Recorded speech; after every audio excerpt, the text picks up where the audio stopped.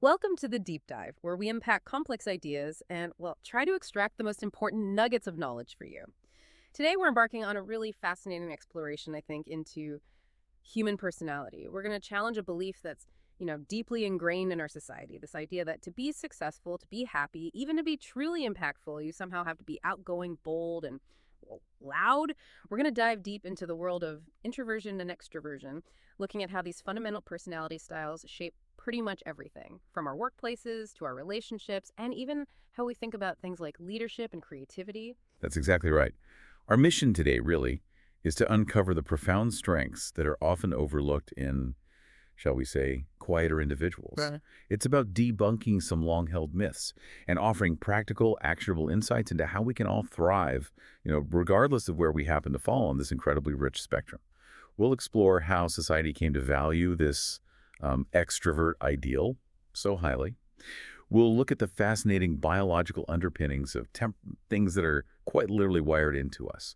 And we'll reveal how understanding these differences can transform how we work, how we parent, and how we connect with others in hopefully more meaningful ways. You might actually be surprised to learn that probably between a third and even up to half of the people you know are likely introverts. Yet our world often doesn't seem to make enough natural room for their inherent way of being, does it? It really doesn't seem to sometimes. And to kick us off, let's just think about a powerful example, one that really brings this whole idea to life. Rosa Parks. Now, when you think of her, you likely conjure an image of someone bold, maybe fiery, an activist who's commanding and outspoken, perhaps even a powerful orator. Yeah, that's the sort of mental picture, isn't it? Exactly. Yet accounts from people who actually knew her paint a very different picture. They describe her as soft-spoken, sweet, and small in stature. Really quite unassuming. But despite this quiet demeanor, she possessed, and these are the words used, the courage of a lion, and what was often described as quiet fortitude. Her modest, almost reserved nature had this unique, incredibly galvanizing impact. It was very different from the powerful, charismatic style of someone like Martin Luther King Jr., for example. Right, a completely different approach. Completely, yet arguably just as, if not more, impactful in that specific, pivotal moment. She didn't have the stuff to thrill a crowd, as some famously put it, but her simple, resolute presence, her quiet conviction, well, it was enough to ignite a movement. So what does it truly mean, then, to be quiet and yet possess such profound fortitude? That's what we're going to unpack today. That's such a compelling way to start, isn't it? It immediately makes you question your assumptions. And what's truly remarkable when you dig into it is how much our societal values around personality have actually shifted. I mean, over the last century or so, there was a time, not actually that long ago in the grand scheme of things, when inner virtue and moral fortitude were really the most celebrated traits. That feels almost alien in some ways now. Absolutely, and it's a profound shift. Make no mistake. Think about it. Before the turn of the 20th century, the ideal individual, the one society admired and, sought to emulate, was fundamentally defined by their character. Mm. We're talking about qualities like citizenship, duty, honor, integrity, deep moral conviction, those sorts of things. Someone like Abraham Lincoln, for instance, was revered not just for his obvious gifts as a communicator, but also quite specifically because he was seen as a modest man, someone who didn't offend by superiority, as Ralph Waldo Emerson famously described him. His internal compass, his quiet strength of character, that was what truly mattered, not how much noise he made. Right, the substance over the style, perhaps. Precisely. But then, almost overnight it seems, in historical terms, everything began to change quite dramatically.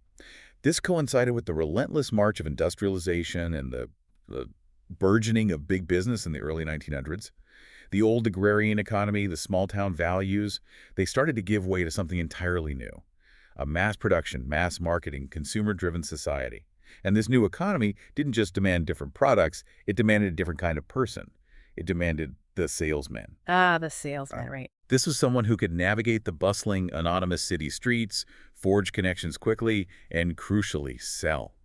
This new ideal embodied, a ready smile, a masterful handshake, and the ability to get along with colleagues while simultaneously outshining them. The focus was no longer on what you were on the inside, your innate moral fiber, but on how you appeared to others.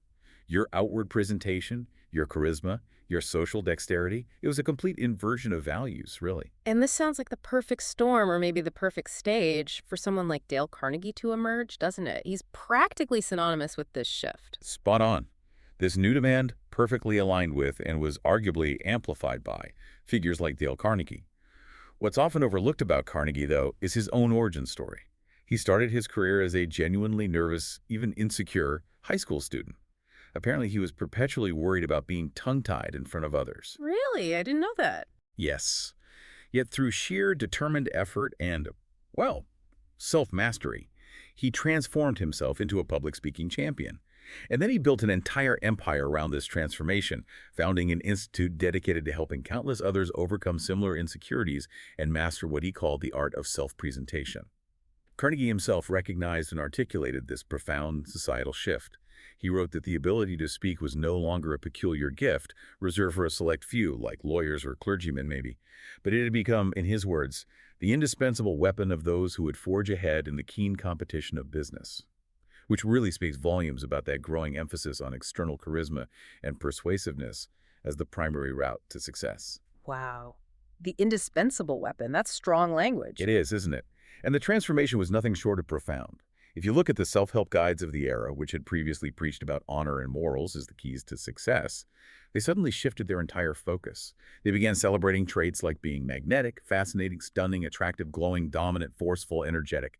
All outward focus. Completely. It was all about radiating an aura, an undeniable presence that drew others in.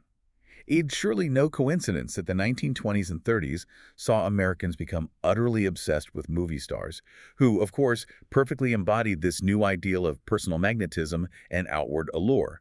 This cultural obsession, this fascination with projected image, truly cemented what became widely known as the culture of personality.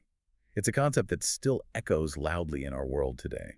That's truly eye-opening. And I imagine this new ideal wasn't just confined to business or the silver screen, was it? It must have seeped into everyday social norms, even something as personal as, say, courtship. Oh, absolutely. This new ideal wasn't just for the boardroom or Hollywood. It deeply seeped into and reshaped social norms right across the board, particularly around courtship and interpersonal relationships. Men, for instance, were now expected to be verbally sophisticated, to engage in elaborate lines of flirtatiousness rather than making, formal, straightforward declarations of intention. Right, the game changed. The game totally changed.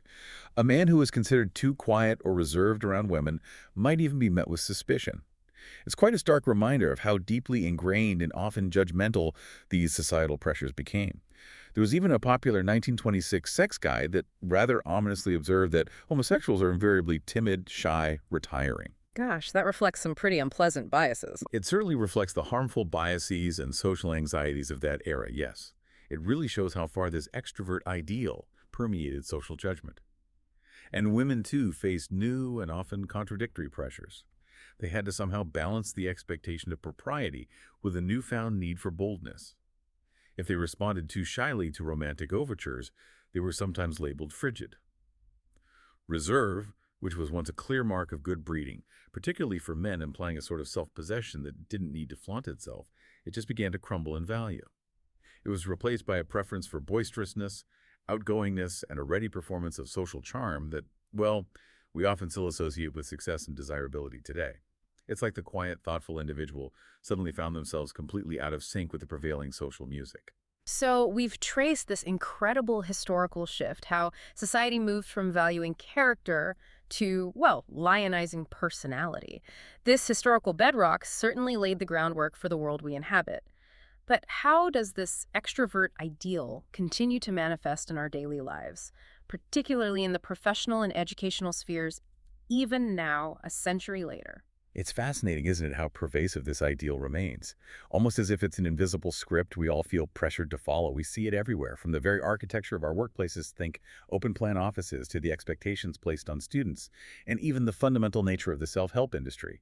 It's a deep, often unconscious undercurrent in modern society. Okay, so talk us through the workplace first, the new groupthink. Yes, the new groupthink. In the modern workplace, for instance, there's this powerful, almost unquestioned championing of teamwork above all else.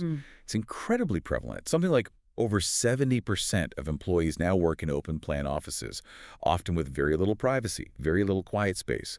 And a significant majority, a staggering 91%, apparently, of high-level managers genuinely believe that teams are the absolute key to success. Wow, 91%. That's huge. It is huge. And this culture, while often well-intentioned, tends to value quick, assertive answers, loud brainstorming sessions, constant collaboration, often over quiet deliberation or solitary deep thinking. You hear stories, like one from a frustrated venture capitalist who openly shared his concern that his colleagues often confuse schmoozing ability with talent, prioritizing glitzy presentation and conversational dominance over, substance and critical thinking. I can see how that would happen. Yeah. And it frequently leads to situations where people are propelled into positions of authority, not necessarily because they have the best ideas or the most considered judgment, but because they're the best talkers, the most visible, the ones who always seem to have an answer ready, even if it's not fully thought through. That's a powerful point. And I can imagine how institutions that are meant to shape future leaders might inadvertently reinforce this. Harvard Business School comes to mind, perhaps. Exactly. Harvard Business School, for instance, founded in 1908, just as this shift towards personality was really gathering steam, sees itself as educating leaders who make a difference in the world. Fair enough. Yet their famous case study method and mandatory learning teams often place immense pressure on students like Don, who was mentioned in the research. Like many introverts, he apparently preferred to contribute only when he had something truly insightful, well-considered, and valuable to add. Which sounds sensible. It does. But he felt pressured to speak just to, quote, fill up his share of available airtime, simply for the sake of participation grades. The underlying philosophy there seems to be that leaders must act confidently and make quick decisions, even with incomplete information. Or they risk losing trust and momentum. Which can backfire. Which can unfortunately lead to situations like the well-known bus to Abilene anecdote. It's a classic illustration of groupthink. In this story, a family sits on a hot porch, bored. Someone jokingly suggests driving miles away to Abilene for dinner. Nobody actually wants to go, but each person mistakenly believes it's what everyone else wants to do, so they all agree. They endure this miserable, dusty, long trip, only to realize at the very end that no one had wanted to go in the first place. It perfectly illustrates how groups can follow the most assertive voice, or just the first suggestion, even if that path leads to poor decisions. Simply because someone initiated action without critical questioning or individual reflection, this kind of environment, while maybe designed to foster bold leadership, can inadvertently sideline those who need time to process before speaking, those whose quiet insights might prevent the bus from ever leaving the station, metaphorically speaking. So it's not just the workplace. The self-help industry must be a huge mirror reflecting this ideal back at us, surely. Absolutely. The self-help industry, too, vividly reflects this extrovert ideal, often packaging and selling it as the universal blueprint for success. Figures like Tony Robbins, for instance, arguably embody it completely.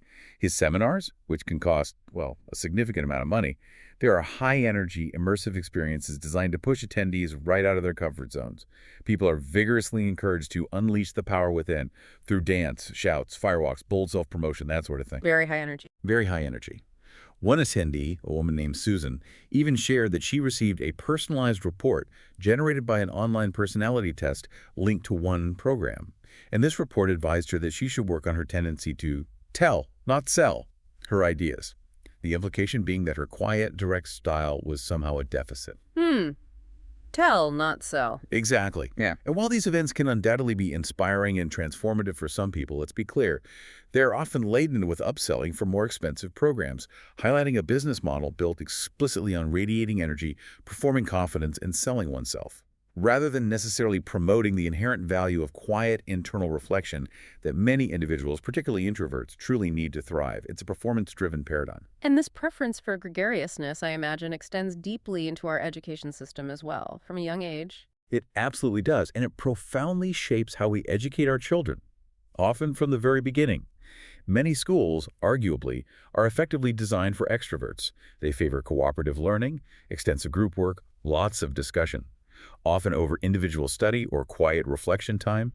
Teachers might inadvertently signal that quietness is a deficit by commenting, I wish Molly would talk more in class, even when Molly might be processing deeply and absorbing far more than her outspoken peers. That's a common comment, isn't it? It is. And this isn't a new phenomenon either.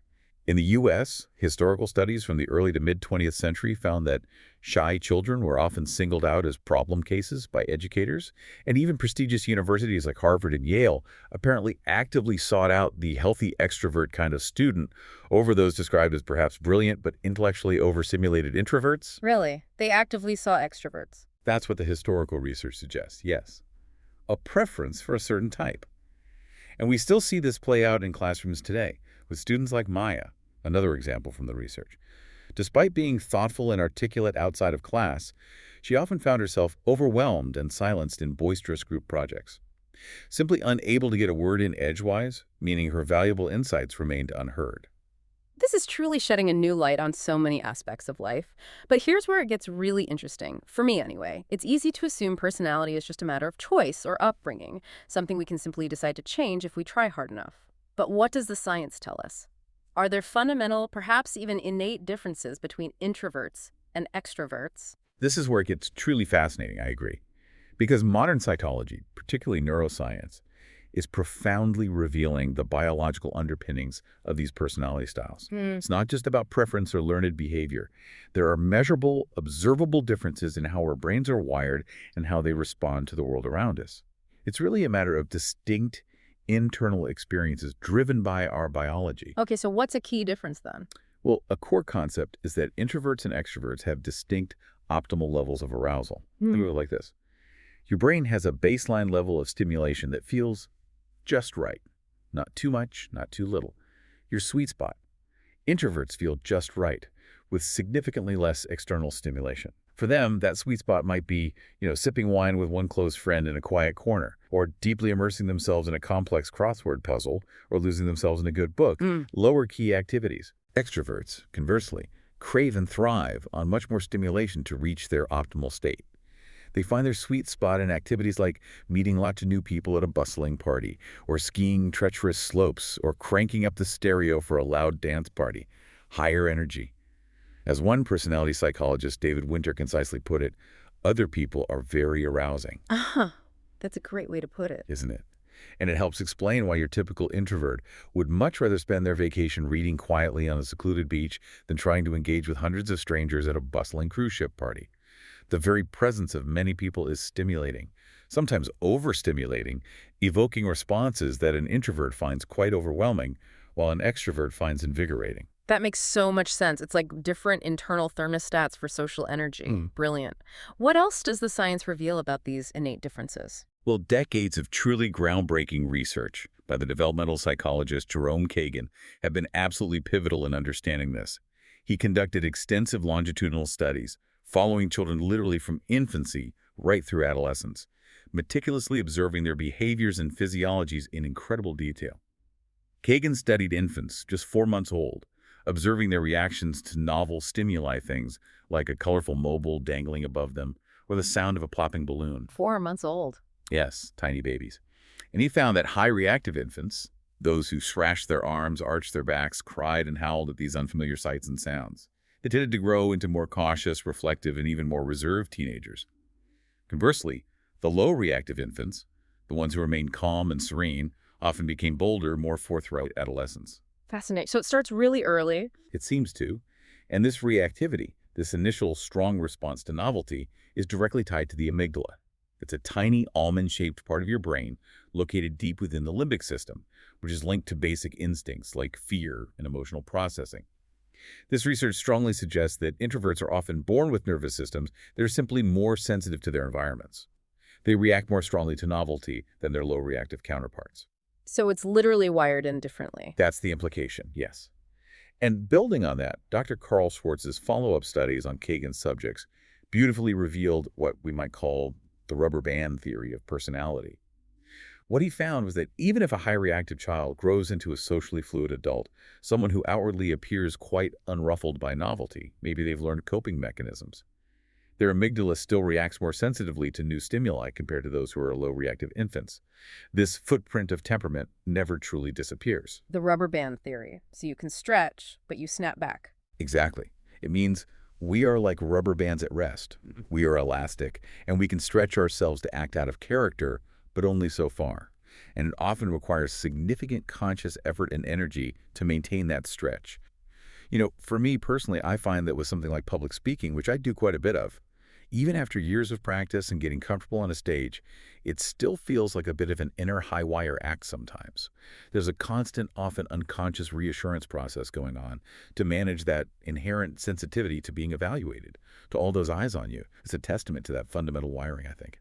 That resonates so deeply. I experienced something very similar, that sort of internal hum of heightened awareness in certain situations. So, is that what leads us to the concept of highly sensitive people? Is that related? It leads us quite naturally to a yes. The concept of highly sensitive people, or HSPs, is actually a technical term in psychology. It's distinct from introversion, though there's significant overlap. These individuals, a significant majority of whom, around 70%, apparently are also introverts, process information far more deeply than the average person. They tend to be more easily overwhelmed by intense sensory input, things like violence in a film, loud noises, or even what they perceive as ugliness in their surroundings. But conversely, and this is key, they're also more profoundly moved and affected by beauty, by kindness, by a piece of music, or a touching story. A double-edged sword, then. In a way, yes. fMRI studies have actually shown that when highly sensitive people view faces displaying strong emotions, their brains exhibit more activity in areas associated with empathy and processing intense emotions. It's as if, like Eleanor Roosevelt, who is known for her profound empathy and deep sensitivity to injustice, they can't help but feel what others feel. They process the world with a richer, perhaps more nuanced internal experience, which can be wonderful, but also, yes, sometimes overwhelming. And you mentioned blushing earlier. How does that fit in? Because most people see that as embarrassing. Yes, it's interesting, isn't it? Even physical signs of sensitivity, like blushing, which many sensitive people absolutely dislike because it feels so uncontrollable, it betrays their feelings. It can actually function as a kind of social glue. Studies have shown quite compellingly that people who blush after a transgression, even a minor social faux pas, are perceived as more sympathetic and trustworthy by observers. Really? More trustworthy? Yes, it's an authentic, unconscious signal that effectively conveys, I care. I know I violated the social contract. I'm mortified. It demonstrates a genuine humility, modesty, and a desire for peace and reconciliation. The very lack of conscious control over blushing is precisely what makes it so powerful and trustworthy as a social signal. It's an involuntary admission of genuine feeling. That's quite a reframe for something often considered an embarrassment. Yeah. Fascinating. And you mentioned dopamine pathways earlier. How does that play into this scientific understanding, the neurochemistry of it all? Right. So, on a deeper neurochemical level, there are fascinating differences emerging in how our brains process reward and motivation. Extroverts, for instance, appear to have more active dopamine pathways. Now, dopamine is that neurochemical associated with pleasure and reward seeking. This makes them more susceptible, it seems, to the buzz of reward-seeking behaviors, whether that reward is status, excitement, or simply money. This can translate into increased economic and political ambition, a drive to achieve and gain, but it also, perhaps surprisingly, correlates with tendencies towards overconfidence and greater financial risk-taking. The thrill of the chase. Exactly. Studies, for example, have shown that individuals with a specific dopamine-regulating gene known as DRD4, which has been linked to thrill-seeking behavior, well, they are stronger predictors of financial risk-taking in real-world scenarios. They're simply more inclined to chase the buzz of a potential win, perhaps sometimes overlooking the potential downsides. Okay, so that's the extrovert side. What about introverts? Conversely, those with a serotonin-regulating gene serotonin being linked more to mood regulation and inhibition, which is often linked to introversion and sensitivity, they demonstrate a strikingly different financial inclination.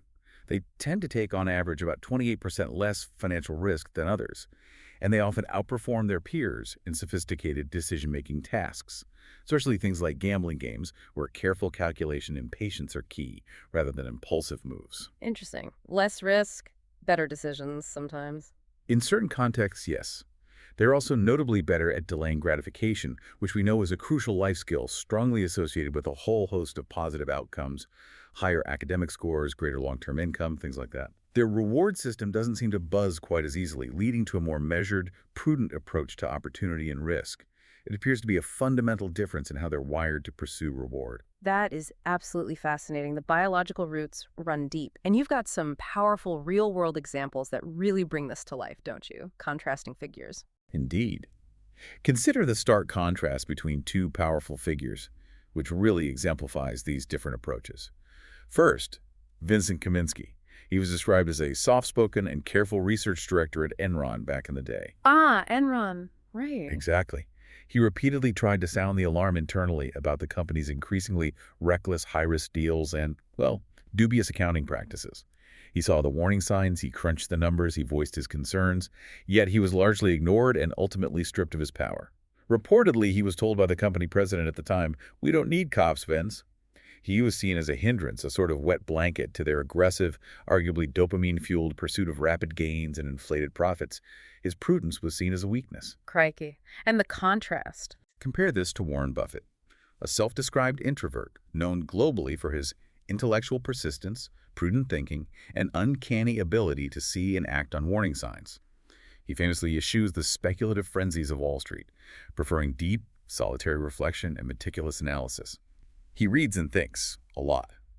His famous prediction of the dot-com bubble burst back in 1999, which he made after weeks of careful, solitary preparation and deep analysis of underlying fundamentals.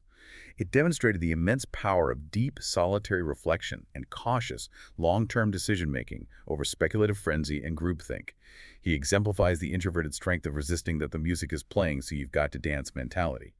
He's quite happy to sit out a trend if it doesn't align with his careful calculations. The clarity in that contrast is striking. Prudence versus recklessness, almost. So what does this all mean for us, then? As individuals, as parents, as colleagues? How can we harness these incredible insights to create environments where everyone, whether introvert or extrovert, can truly flourish? Well, this raises a really important question, doesn't it? How do we cultivate the profound strengths of quieter individuals in a world that often struggles to hear them? Or, frankly, actively tries to change them into something they're not?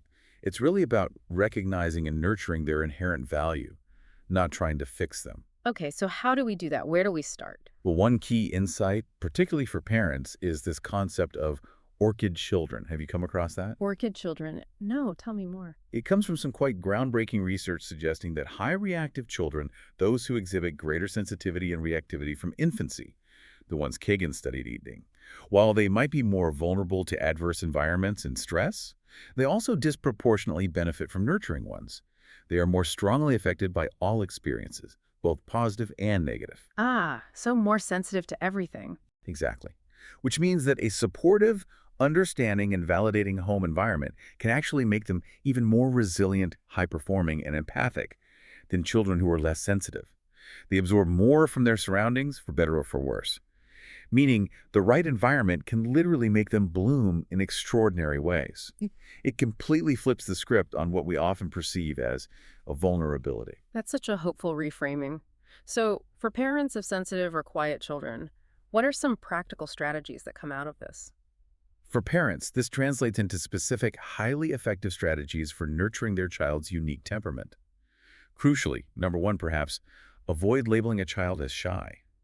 This can inadvertently become a self-fulfilling prophecy, making them internalize the idea that their nervousness is a fixed negative trait, rather than, say, a transient emotion or a temporary discomfort. Right, don't box them in. Precisely. Instead, teach self-coaxing skills. Gently and gradually expose them to new situations while always respecting their limits. Think of it like teaching a child to swim by slowly approaching the ocean. First, maybe playing in the sand at a distance, then wading a toe in, then a foot, without ever forcing them into the deep end before they're ready. Encourage confident body language, a smile, standing straight, making eye contact, even if they don't feel it inside. Studies show these physical acts can actually make us feel happier and stronger, creating a positive feedback loop, and help them find enjoyable social interactions on their own terms. Even if it means arriving at a party early so they feel they own the space before it gets overwhelming and noisy. Small adjustments that make a big difference. Exactly. The story of Ethan, mentioned in the research, whose well-meaning parents sought to treat him for shyness, really highlights the danger of pathologizing introversion and trying to fix a core temperament. Conversely, Joyce learned to truly value her daughter Isabel's quiet nature. She allowed her to choose a relaxed and chill table at lunch, validating her daughter's need for a calmer environment and empowering her, rather than pushing her into the noisy crowd. That approach of validating their natural tendencies rather than trying to change them sounds incredibly empowering and probably much more effective long-term. What about reimagining our educational systems and workspaces, then, to better support all temperaments, beyond just parenting? This understanding absolutely means reimagining our educational systems and workspaces to be more inclusive and effective for everyone. It's not just about kids. Schools should embrace a true balance of teaching methods, offering structured lectures, designated downtime for individual reflection, independent projects, alongside collaborative work. Not instead of, but alongside. A mix-and-match approach. A balanced approach. And when group work is used, it should ideally be structured into small, manageable groups. perhaps pairs or threesomes, where each child has a defined role. This allows introverts to translate their thoughtful ideas into language without being overwhelmed by a cacophony of voices or the pressure to speak instantly. In professional settings, we see companies like Backbone Entertainment, a successful video game design company. They found that their introverted game developers thrived not in those trendy open-plan offices, which are notorious for noise and constant distraction, but actually with cubicles and nooks and crannies for privacy. It demonstrates the immense value of controlling one's environment for deep, focused work. It's about designing for how brains actually work, not just how we think people should work based on an ideal. Designing for focus. That Yeah. makes sense. And a powerful personal strategy that stems from all this research is finding your own personal sweet spot. This refers to your optimal level of stimulation, that zone where you're neither overstimulating nor understimulating, where you feel neither bored nor anxious, but simply engaged and effective. Finding your Goldilocks zone. Exactly. Your Goldilocks zone. Understanding this helps you consciously create environments conducive to your own personality. This applies to your work life, your hobbies, your social engagements. For example, an introvert might consciously seek out a quiet, restorative niche, like a private office or a quiet corner in a bustling cafe for focused work, or maybe just a planned quiet break between intense meetings. Like Robert Rubin, the former U.S. Treasury Secretary, famously did. He intentionally sat at the foot of the table during high-stakes meetings, allowing himself to observe and absorb before speaking. Knowing your sweet spot means you can organize your life and your environment to maximize your energy, your engagement, and ultimately, your impact. So it's about playing to your strengths, creating the right environment, but also knowing when to strategically stretch yourself, perhaps. Is that where this free trait theory comes in? Precisely. Psychologist Brian Little's free trait theory offers another crucial framework for understanding how we operate. It's really useful. It explains that we are absolutely capable of acting out of character, acting against our natural grain for core personal projects, things we deeply value and are truly committed to. Okay, it's like a passion project. Exactly. This might mean an introvert gives a passionate public speech because they care profoundly about the topic, overriding their natural inclination towards quietness. Or an extrovert might force themselves to do solitary deep work, like writing complex report, which they might find tedious, to achieve a specific career goal they value. But this stretching, this acting out of character, requires creating those restorative niches we just talked about, places or times where we can return to our true selves and recharge our batteries. Right, you need recovery time. You absolutely need recovery time. This might involve negotiating with a spouse for quiet evenings at home after a demanding week, or with an employer for dedicated, focused work time free from interruptions. A free trade agreement is essentially a conscious, intentional decision to push oneself within defined limits, like committing to attend one networking event a week to build a business, if that's your goal, but then feeling completely justified in turning down other invitations without guilt. Knowing you've met your quota for that kind of outward-facing activity, it's about strategic self-management, not trying to be someone you're not 24/7. Strategic self-management. I like that. And finally, you mentioned the communication gap. How does that play out between introverts and extroverts? All right, this is critical.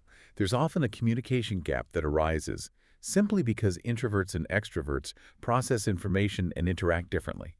Misunderstanding these fundamental differences can lead to unnecessary conflict or frustration. Extroverts are often better at decoding social cues in real time because they thrive on and process external stimulation quickly. They often think out loud, engaging with the environment more immediately. Okay. Introverts, however, are often just as good, if not sometimes better, at decoding cues when they are not multitasking, when they have time to observe, reflect, and process internally first. This means that introverts, like John Berghoff, who was a highly successful salesman mentioned in the research, can actually excel not by being loud or pushy, but by listening deeply and asking insightful questions, making customers feel understood rather than pressured into a sale. He found that by asking maybe 100 questions, he could manage the entire conversation, guiding it through attentive listening rather than forceful talking. Listening is a superpower. Absolutely. Yeah. And the classic dinner party impasse between Emily, portrayed as an introvert, and Greg, an extrovert, highlights this perfectly. Emily's quietness, her brief responses, are often an attempt to minimize perceived aggression or simply to internalize her thoughts before speaking. Greg, on the other hand, perceives her quietness as withdrawal, disinterest, or even passive aggression, because his default mode is to process externally and expect immediate verbal feedback. A total miscommunication based on style. Exactly. And the hiss don't bite cobra analogy serves as a powerful reminder, particularly for introverts perhaps. Avoiding overt conflict doesn't mean becoming passively silent or withdrawing completely. It means finding an authentic, assertive way to express your needs and boundaries without being aggressive or completely disappearing from the conversation. It's about being present and firm, even if quietly. Hiss, don't bite. Got it. This entire deep dive is truly making me think about how much our cultural context shapes these personality traits, or at least how they're valued. Is the extrovert ideal we've been discussing really a universal truth, or is it something more culturally specific? Perhaps even, dare I say, a Western construct? That's a brilliant question, and if we connect this to the bigger picture, you'll find it's far from universal. In fact, quite the opposite. Robert McCrae, a research psychologist who has studied personality globally, created a fascinating global personality map. His map, based on observed personality trait levels across cultures rather than strict geography, shows that Asia, for instance, tends to be culturally introverted in its societal norms and expectations, while Europe and America lean distinctly extroverted. This reveals a profound difference in deeply ingrained cultural values and how different societies perceive and value desirable traits. It's not just about individuals, it's about the collective consciousness. Wow, a global map of introversion, extroversion. So how does that difference play out in values, East versus West? Well, we see this clearly when comparing East versus West values. In China, for example, children who are seen as shy and sensitive are often considered dongxi, which means understanding and sensible. They are actually sought-after playmates, and perhaps surprisingly to a Western perspective, even more likely to be considered for leadership roles within groups because their thoughtful nature is valued. That's the opposite of the Western view sometimes. It can be, yes. Chinese high school students tell researchers they prefer friends who are humble and hardworking, whereas American high school students overwhelmingly seek out cheerful and sociable friends. The contrast is striking. Americans emphasize outward sociability and positive effect, while Chinese culture often emphasizes deeper moral virtues, diligence, and group cohesion. Eastern proverbs reflect this too. Think of Lao Tzu's, "Those who know do not speak, those who speak do not know," or the Japanese saying, "The wind howls, but the mountain remains still." These stand in sharp contrast to Western proverbs that celebrate the power of speech, eloquence, and individual assertion. It highlights a profound cultural preference for quiet introspection and group harmony over individual assertion and outward expressiveness. That's a huge difference in underlying cultural values. Does this show up in even more subtle ways, maybe non-verbally? It absolutely does, manifesting even physically or in interaction styles. An fMRI study, for instance, showed something quite remarkable. Dominant poses, like arms crossed with bulging muscles, a classic power stance, activated pleasure centers in American brains, triggering feelings of reward and satisfaction. Conversely, submissive poses like shoulders slightly bent, hands interlocked, a posture often associated with deference or politeness in some cultures, these activated pleasure centers for Japanese brains in the study. Blimey, that's incredible. It is, isn't it? And it's not about weakness. It's about a profound difference in cultural understanding of politeness and social harmony. As one Chinese-American individual explained in the research, a direct request from a Westerner can sound harsh and angry to an Asian individual. They might prefer a more indirect question or even silence to avoid upsetting group harmony or causing someone to lose face, even over something as trivial as dirty dishes in a shared apartment.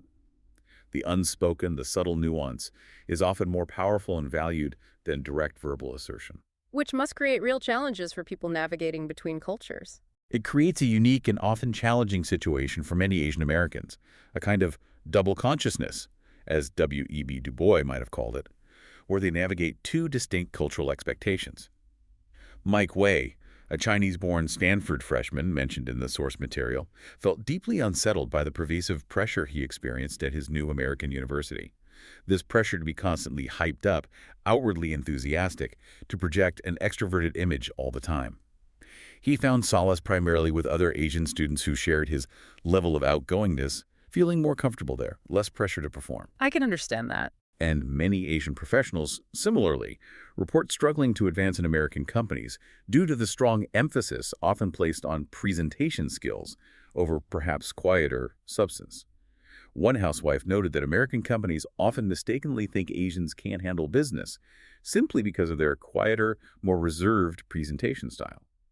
This is precisely why someone like Preston Nee runs specialized seminars on communication success for foreign-born professionals. He specifically teaches skills like consciously vocalizing American English vowels, projecting confidence through body language, engaging in more direct eye contact skills his students feel they need just to speak their mind effectively and be heard in a Western professional context. That's a stark reminder of how deeply culture influences what we perceive as ideal or even competent. And to bring it full circle, there are incredible historical figures who embody this quiet power, even challenging the norms of their time or context. Gandhi comes to mind, as you mentioned earlier. Absolutely. Mahatma Gandhi is an extraordinary example of soft power in action, transcending simple cultural expectations of what makes a leader impactful. Despite being described as deeply passive by many Western standards at the time, his philosophy of satyagraha, often translated as truth force or nonviolent resistance, and his strategic picking of battles, well, they led to incredible political achievements that transformed a nation. He once famously refused to agitate for readmission to his caste after being excommunicated, believing that fighting the decision would only generate further retaliation and bitterness. He later found that this non-resistance, this quiet, firm refusal to engage in overt conflict, actually led to affection and generosity from those who had initially cast him out. He found his immense strength not in overt aggression, not in charisma in the traditional Western sense or loud demands, but in firmness in pursuit of truth. It's a powerful testament to the impact of quiet conviction, deep moral fortitude, and a completely different kind of influence. He famously showed that you can, quote, in a gentle way, shake the world, proving that the greatest revolutions don't always come with the loudest shouts. What an incredible journey we've been on, really. We've journeyed through history, delved into the intricacies of the human brain, traveled across cultures, all to understand the rich, complex tapestry of human temperament. It's undeniably clear now, isn't it, that there's no single ideal way to be, and that both introverts and extroverts bring truly invaluable and often complementary strengths to the table. Indeed. Perhaps the true strength, the profound insight here, lies not in forcing ourselves or others to fit some narrow prescribed mold, or in blindly privileging one personality style over another. Instead, it lies in deeply understanding and genuinely valuing the full, rich spectrum of human temperaments. It's about harnessing our natural powers, perhaps the powers of persistence, deep concentration, unique insight, and profound sensitivity for introverts. And maybe the powers of decisive action, broad inspiration, and wide social connection for extroverts to do work we truly love and work that truly matters in the world. Beautifully put. And if you found this deep dive as illuminating as I did, we'd be absolutely delighted if you'd take just a moment to rate and share the show. It really helps us bring these vital conversations to more people. And maybe consider this as you go about your day. What if society's greatest advancements, its most profound innovations and breakthroughs, come not necessarily from the loudest voice or the most dominant personality? What if they come from creating an environment where all voices, including and perhaps especially the quietest ones, are not just tolerated but truly heard, actively sought out, and genuinely valued? What kind of richer, more diverse tapestry of human contribution could we weave then? A powerful thought to end on. Join us next time on The Deep Dive.